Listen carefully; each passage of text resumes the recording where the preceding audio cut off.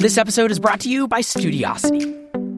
Real learning happens through real thinking and real experiences.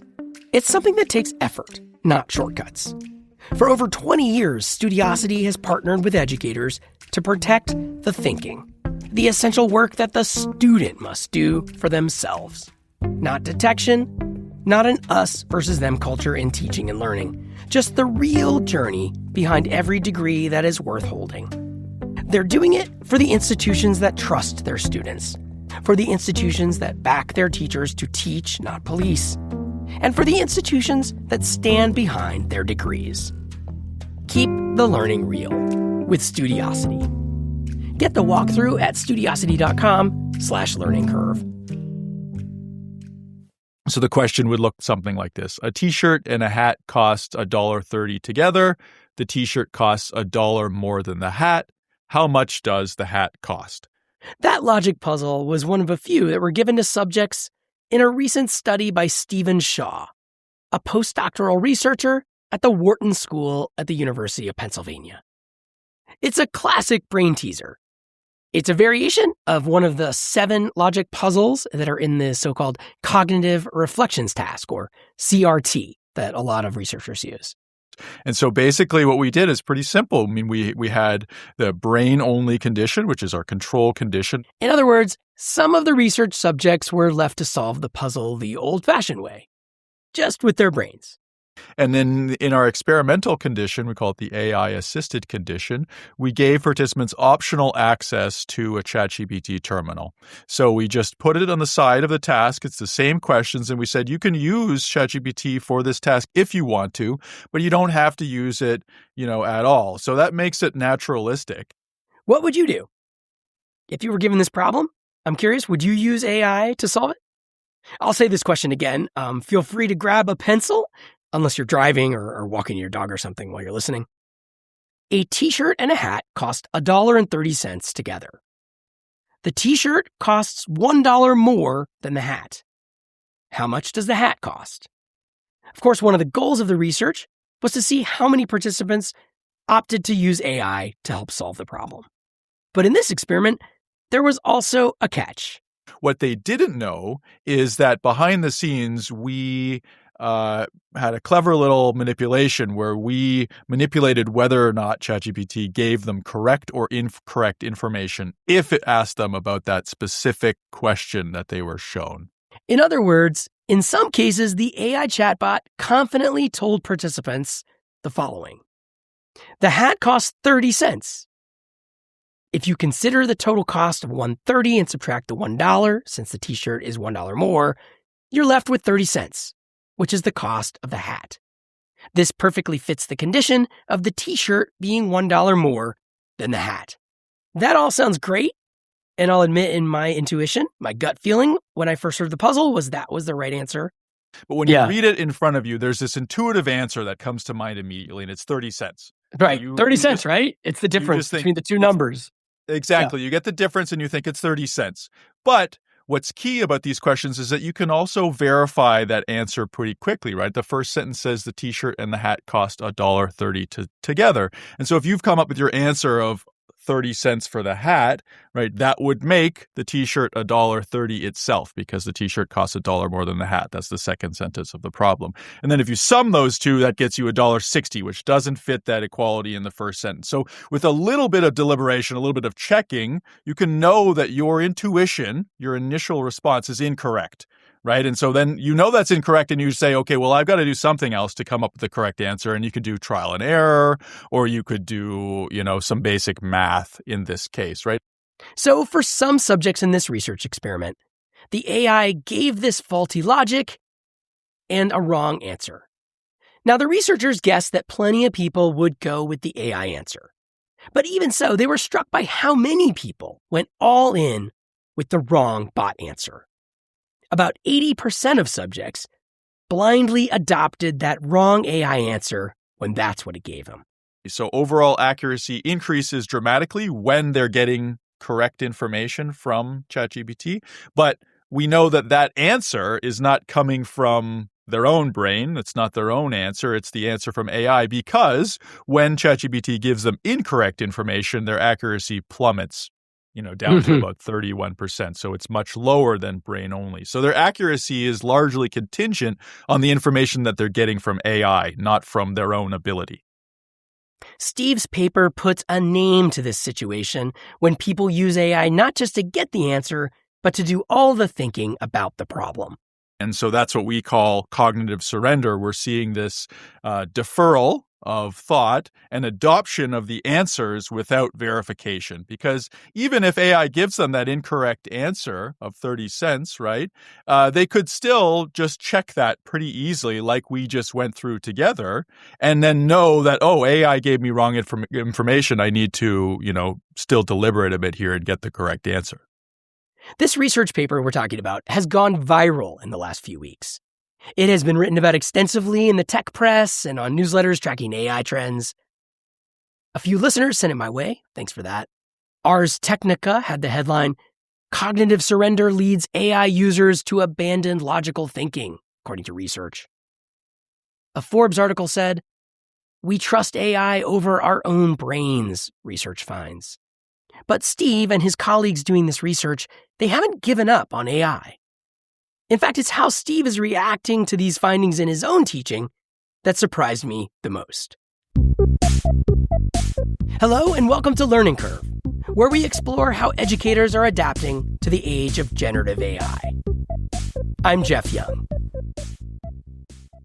Daniel Kahneman won the Nobel Prize in Economics in 2002 for his work on behavioral economics describing a two-system framework for thinking about how people make decisions.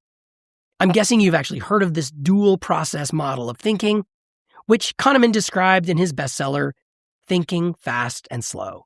The dual process model of cognition, it's thinking about thinking, right? Like a simplified conceptual way of how we engage in logic and reasoning, how we make decisions. And so basically you have some stimuli, some information coming into our brain, and then we have what's called system one thinking, which is fast intuition, right? That initial gut response, which maybe you'll just go with that and respond.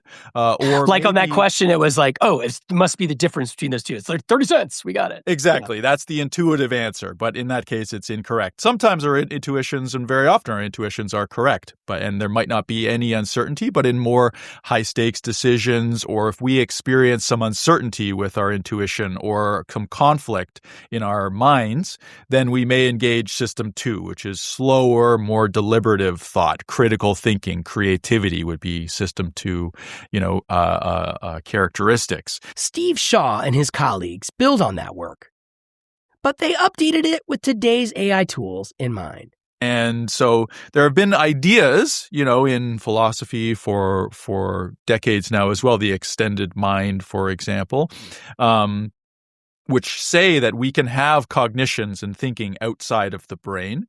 But in our paper, we are saying, the extended mind is no longer philosophy, but reality with artificial intelligence. And we can have artificial cognitions, and we call AI system 3 here. So you have system 1, fast, system 2, slow, and system 3, artificial. And that's how pervasive and consequential this technology is in our thinking.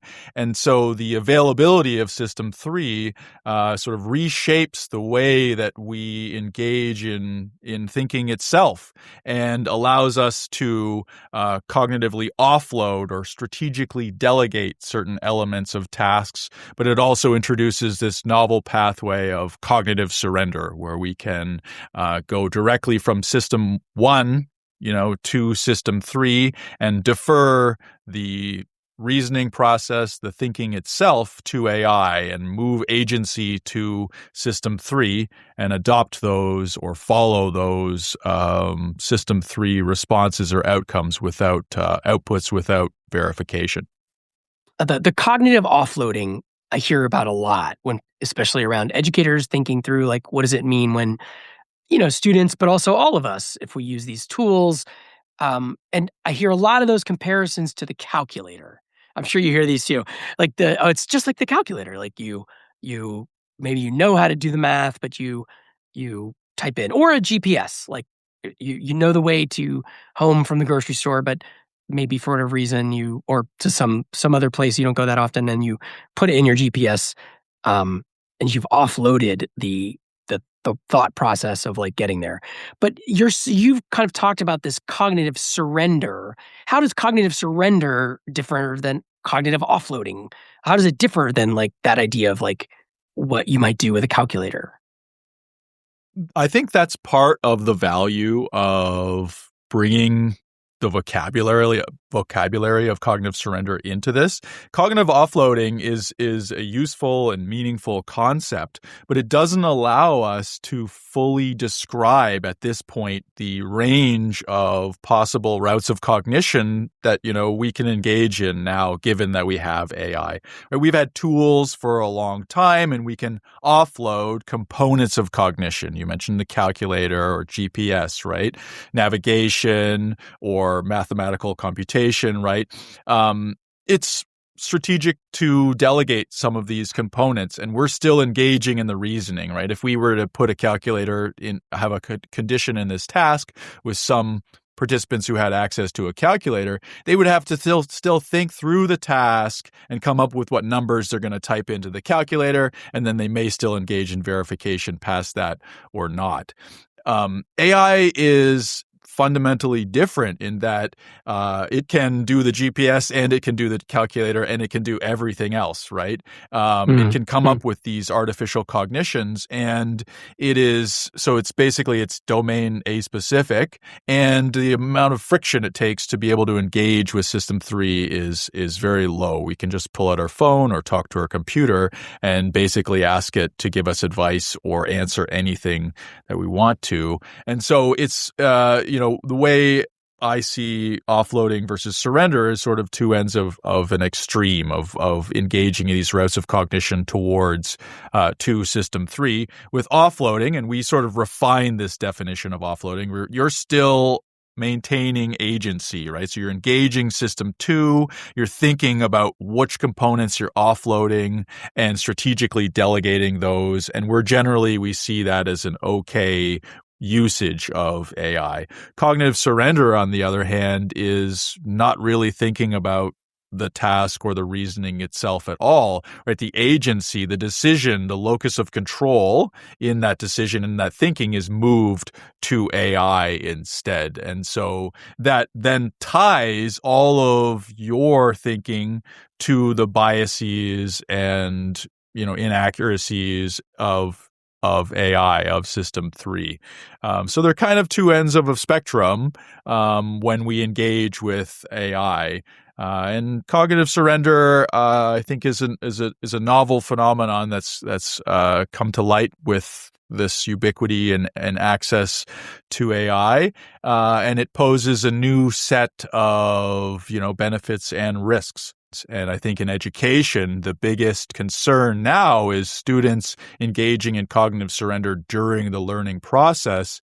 And it seems that if students engage in cognitive surrender during the learning process, they may never develop some of those cognitive capabilities in the first place. Yeah, no, that is the concern we hear the most. And I wanted to add, there's one thing in your paper that I wanted to read and kind of to dive in a little bit.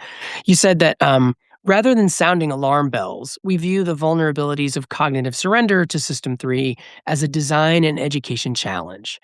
How can we support decision makers in using System 3 effectively while maintaining critical thinking and accountability when necessary? So I think I wanted to so it seems like this is an education challenge, you're saying. Could you say a little more about this? Yeah, I think that's in the end of the paper, right? Near the conclusion. Yeah. So, it's easy for us to think about the risks and the negative side, and negative information is stickier in our brains. And so with a term like cognitive surrender, it's easy to think about all of the, potential risks and downsides. And in the paper itself, I tried to be very careful with the writing to say there are positives and pros and cons of this new technology, like any other technology. And so I'm very optimistic about the future with AI, and I use AI every day for all kinds of different tasks. it's just important for us to be aware of the risks. And in terms of the design challenges that I mentioned there, I think there's a lot of good researchers now working on this, and I'm working on follow-up work. We have to have a vocabulary to talk about the risks, and we have to be aware of the risks to be able to move forward and implement these technologies in a way that benefits critical thinking, that benefits our students. So whether that means there's a lot of talk in politics about banning AI from classrooms, things like this, right? We want to have good behavioral science and evidence for the policies that we're engaging in. And the overall goal is to understand that this technology is here and is changing the way that we think, and then trying to implement policies, whether it's in education or medicine or law, that allow us to use these technologies in a way that benefits humanity, that benefits our work, and that, the people say gives us more time to be able to engage in our hobbies or things like this, right? Let's try to find ways to realize that future, understanding that there is this complete possibility of cognitive surrender. And so we need to protect ourselves and protect others in certain domains, from losing skills or not developing cognitive capabilities if those are things that are worth preserving, rather than having the technology itself come in so rapidly into our lives and affect us potentially in these harmful ways without us realizing it or doing anything about it. After the break, how this researcher is changing his own teaching to prevent cognitive surrender in his students. Stay with us. This episode was brought to you by Studiosity. Real learning needs a struggle. But for educators, assessment security just means more detective work. And that's not what students came for. And it's not what the teachers came for. True learning and authorship isn't found in a probability score or a surveillance log. It's found in the journey. Studiosity makes assessment security easy by shifting the burden away from every educator and into a proactive, institution-wide infrastructure. From Viva-style inputs to clear binary validity reporting, Studiosity is the multi-layered assessment security process, turning institutional policy into practice. Just a clear signal to the teacher, owned by the student, that I did this thinking. De-risk your assessment flow and reduce workload. Give your teachers back the time to teach, not police. And give your students the agency to show their own growth. Keep the learning real with Studiosity. Get the walkthrough at studiosity.com/learning curve. That's studiosity.com/learning curve. Now back to the episode. Were you surprised as you put your subjects through these logic puzzles? Were you surprised by the findings? Yes and no. The overall extent to which the participants used the chatbot and engaged in cognitive surrender was surprising. I was quite confident that this was a phenomenon that existed because I've seen it in my students. I've talked with people about it. Everybody knows that there are a lot of people who are deferring all elements of their lives, basically, and thinking right. Not just your test, but like, what should I do? How should I talk to my friend? What should I do on this? That kind of thing. Yeah. So in a lab environment, you never know how things are going to go because there can be demand effects. But participants were very willing to engage in the chat and very willing to, they must have believed it was real ChatGPT, it was as close as it could be given the experimental constraints. So it's a bit shocking, to see the follow rates and the extent. But in the end, I think these are pretty simple behavioral experiments that are theoretically, representative of a broader, much more important idea, this idea of cognitive surrender that applies in a lot of other domains. What is at stake? I mean, you've sort of hinted at it, but how would you put what's at stake here? It seems pretty big. Well, I mean, in many tasks and structured tasks, right? Like if we're coding or engaging in data analysis, right? We want to have human in the loop. We want to verify, but what's at stake is increased productivity and better code and more efficient workers, right? These are very positive things. But if we build extensive trust with these systems and let them into all elements of our lives, and let's say we start off with cognitively offloading certain tasks, but then we experience stress, or we have, difficult life events, or we're time constrained, and we end up deferring more and more of our thinking to AI. And then it starts creeping into domains like mental health or making music, elements that many people hold, near and dear to their sense of self and their identity. If the entire point of cognitive surrender is that you are removing agency for oneself, and now the agency for aspects of our lives that are so important to ourselves has been given away to AI, and somebody else is thinking or making something else is making those decisions, right? We have to think very carefully about who we are and protecting our sense of selves, because that could easily slip away with using AI too much, I think. You mentioned you're using AI yourself. I mean, I sort of talk about on the show some experiments. Some things I try with it.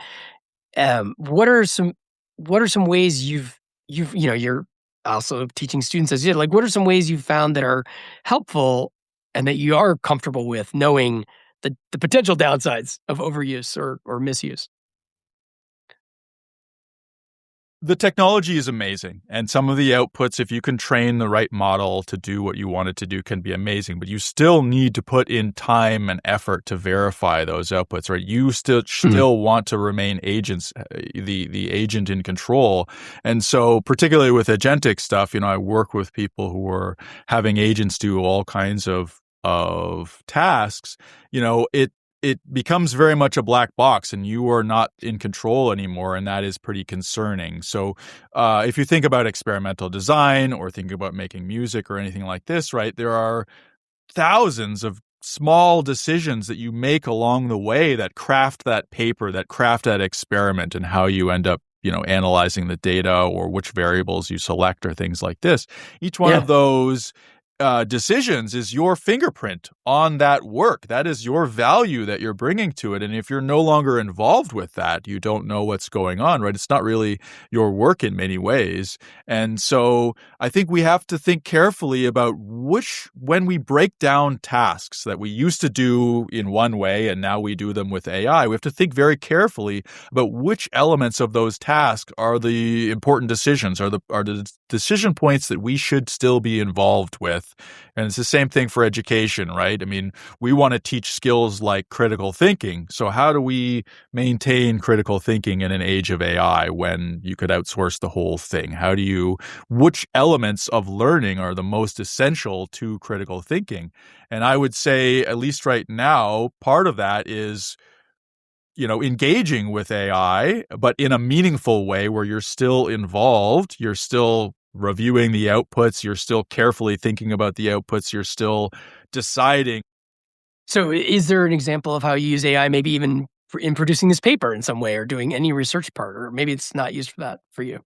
Sure. I mean, I bounce ideas off of AI all the time. I use a microphone and I walk around and I have headphones on and I, just talk. And so we just have conversations. But you and Claude, or you and whoever your ChatGPT? Yeah, ChatGPT, and I'm mostly a ChatGPT user. But we'll just have conversations about, well, what do you think about this, or what do you think about that? And in work, people are busy, right? And so meeting with people might not be that efficient, or you might not have that much access to meet and talk with people about different ideas. And so it can be a sparring partner about your own ideas sometimes. And so bouncing ideas is great, or obviously for data analysis and writing code, it's exceptional.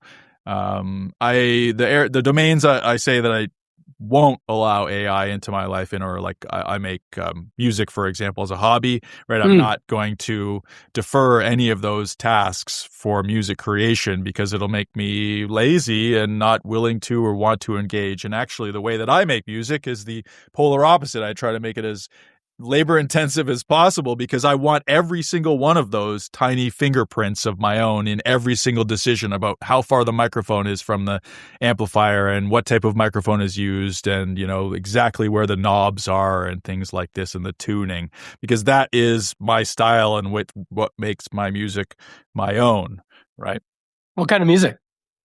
Oh, like experimental rock with some guitars and synthesizers and things. Yeah. Oh my God. Is there any I could play on the show? Crediting you?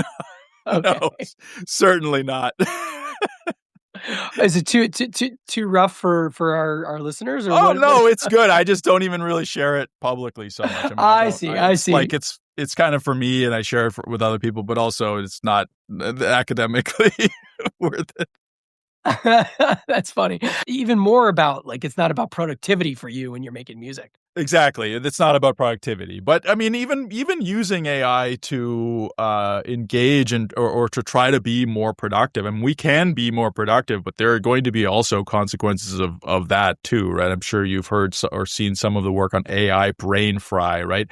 If we have workers or in education setting, right? If you're expected to do more tests now or do more assignments as a result of having access to AI, it's going to incentivize a lot of people to cut corners or basically replace themselves, with AI in the process, which maybe for some companies, that's totally fine if you don't mind automating your workforce and the AI is doing a good job in certain domains. But in education, right, if you're now having basically students automate themselves out of the process, right, they're not going to be able to function or show those critical thinking or those learned skills later on unless they always have access to AI, which is a possible future actually.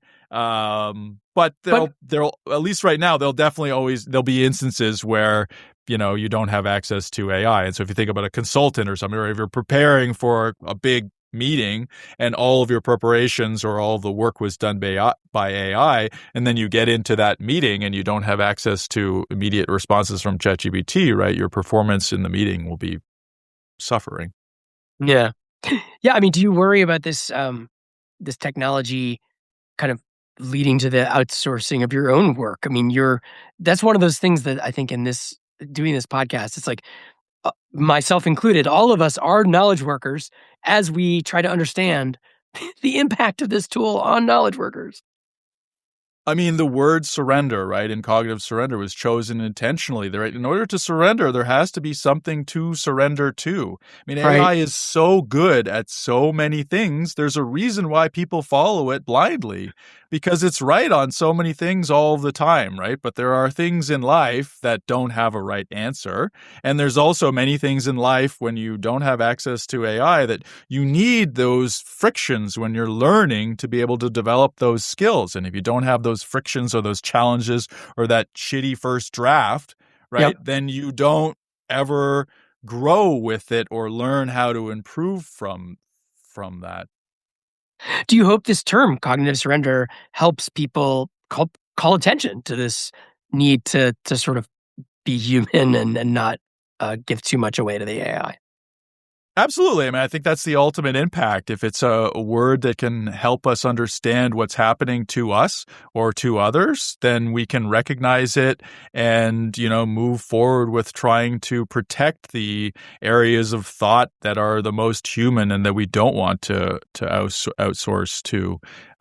But I think the reason why it's sort of caught on right now is because we can see cognitive surrender in ourselves and in others. And if we're seeing this now, and these technologies are very new still, this is sort of the dawn of the age of AI, right? We still have physical barriers between systems 1 and system 2 and system 3, right? We have to interact with our phones or with our computers or speaking.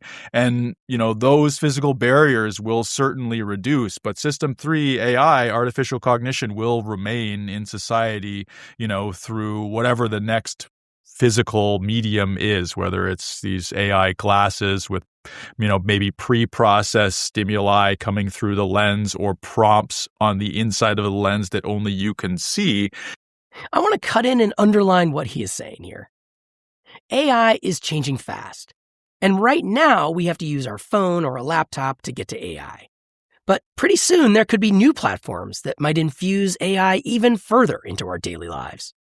Maybe through AI-powered eyeglasses or a talking pin that we wear, or maybe a ring on our finger. All of these are under rapid development these days, and something could catch on. And if we have even less friction between our minds and our external minds, our cognitions and artificial cognitions, the option to engage in cognitive surrender will only be easier and easier. And when that option is available, some individuals will be enticed by it or will choose to engage in that. And we need to think carefully about how we can preserve thought, fundamentally preserve thought in humans when we want to do that. Yeah, thought and judgment. Yeah. Well, I mean, you mentioned before you're optimistic. I guess, do you have any other tips for how to get there? How, as an educator, to sort of not just show them I think there's a lot of growing recognition, like you said. We see people surrender to AI and kind of get trapped into I'll just use it for this, and kind of regret it or feel like, I wish I had actually done that on my own. What is the way forward to help create an education system that can preserve this well? So I was teaching consumer psychology at Wharton this semester, and I think the biggest takeaway that I have recognized now, it's pretty simple, is just understanding how ubiquitous AI is in society, but particularly in young people, in students right now. And so if you're an educator and you're thinking, well, I'm not sure many students are using AI, some of them are and some of them are not, I'm afraid you're wrong.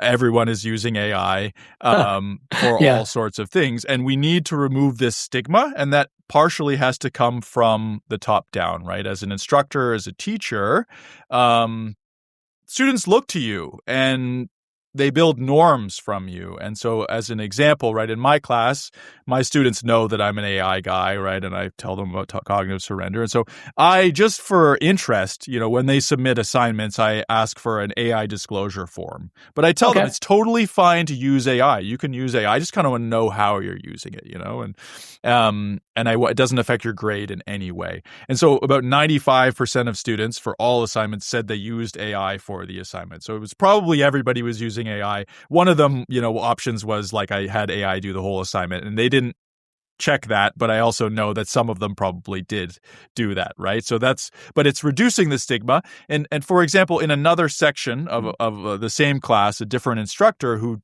doesn't necessarily talk about AI or is as open about AI as I am, he asked the same kind of question. It was no longer that students had to submit an AI disclosure, but if they used AI, they should submit the disclosure. And he got about 10% saying that they used AI, right? But that comes from having an openness and a culture and acceptance of AI in the classroom. So we have to reduce the stigma and accept that this technology is here and here to stay. And then once you've accepted that, and we can reduce that kind of stigma and we can accept it into our educational processes, then we can start working on developing evaluations and teaching methods that integrate AI, whether that means, some types of testing that ban AI because you need to test out of sample. And so then that forces students to practice and work and review with AI, but they know on the test day that they're not going to have that available to them. And so they have to really review those outputs and learn at the same time, or developing assignments or internal systems like closed systems for ChatGPT or for different LLMs that allow instructors to engage with their students more. There are some early studies now that show that sort of aided use of AI in the classroom can benefit students. There's some colleagues of mine at Wharton that are doing really cool work in high school mathematics. And what they show is, it's unaided access to AI that harms these learning outcomes. So when students have access to AI and they're doing, learning math or doing math tests, when they have access to AI and there's no rules around it, there's no tutoring or help, right? They use it and engage in cognitive surrender, and they do very well as long as they have access to AI. But then when you take away AI later and you test them on those learning outcomes, those math skills, right? They do even more poorly than the individuals who didn't have access to AI. But now it seems that if you have the right kind of tutors, or you have individuals or mechanisms in the classroom that teach students how to use AI in beneficial ways and review outputs and sort of a more hands-on approach, then you may be able to get those boosts in performance when AI is there and better learning outcomes later. Okay, so you basically see a way. You see a concrete way to integrate it into teaching in a way that does improve things instead of have surrender be a foregone conclusions. There will be growing pains? Serious growing pains. Yeah, I mean, this technology is coming into our lives so quickly, right? And these educational institutions that we're working for or with have been engaging in lectures or teaching the classroom in the same way for a very long time. And so these updates will be challenging and there will be growing pains. But I'm definitely very optimistic about being able to use AI in educational settings to improve outcomes. Yeah. You mentioned some future work you're headed to. Can you describe some of the other, research you plan to do based on this going forward? Yeah. So, I mean, the biggest question is, fighting the rise of cognitive surrender. How can we develop systems and design LLM systems to increase checking, for example, when we want to increase checking? Or what types of characteristics of individuals are going to lead to more likelihood of engaging in cognitive surrender. So we're doing something called a pre-registered report, where we implement a bunch of behavioral interventions to try to basically reduce the likelihood of cognitive surrender in these CRT tasks. And that would be, an interesting theoretical way to then hopefully broaden those interventions into, let's say, educational settings or medical settings to say, here's a way that we can potentially reduce cognitive surrender when we want to. I am continually surprised at the people that I meet doing this podcast and their reactions to these AI tools. I keep thinking of Steve Shaw holding a microphone and talking to his AI chatbot to use it as a sparring partner as he kind of does this research and designs his experiments, even while these experiments are about the cognitive hazards of AI. I keep coming back to this idea that AI tools are not exactly equivalent of calculators. One thing I took away from the conversation is that maybe people should be talking more about the risks of AI and how big the stakes are in education. But that there's also a need to talk openly and frankly about how and when people are turning to these bots. And that having that open discussion is key if AI is ever going to improve education and boost learning. This conversation also reminds me of the very first episode of Learning Curve, back at the beginning of the academic year. That's one where I talked to a scholar who is examining the unique ways that AI thinks and how that compares with how our human brains think. He also stressed that we really need to talk openly about the differences as we move into what he called hybrid intelligence. It's worth going back and checking out that episode 1 of this podcast if you missed it. These are really the ongoing questions that are driving the show. Oh, and I'm sure you are all very smart listeners and you solved that logic puzzle from the beginning of the episode. But let me give you the answer to check your work. Again, that question, a t-shirt and a hat cost $1.30 together. The t-shirt is $1 more than the hat. How much does the hat cost? Correct answer is actually 15 cents, which makes the hat's 15 cents, makes the t-shirt $1.15, and the total $1.30. Did you get it right? Did you use AI? As always, I would love to hear your reactions or about your own approaches to adapting to AI. Send me your comments to jeff@learningcurve.fm. This has been Learning Curve. Each episode, we dig into how AI is changing education. If you like the show, please take a minute to leave a rating or a review on Apple Podcasts or whatever platform that you use to listen.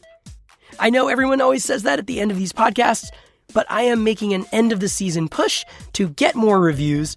So it'd be huge if you could just navigate to the show page for Learning Curve on your podcast app and scroll down to where it says write a review, or just click on the number of stars you think it's worth.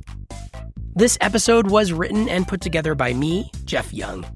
And you can find more about my work and about the show at learningcurve.fm. The music is by Komaku and Blue Dot Sessions. And the show art was generated by Midjourney. We'll be back in 2 weeks. Until then, thank you for listening.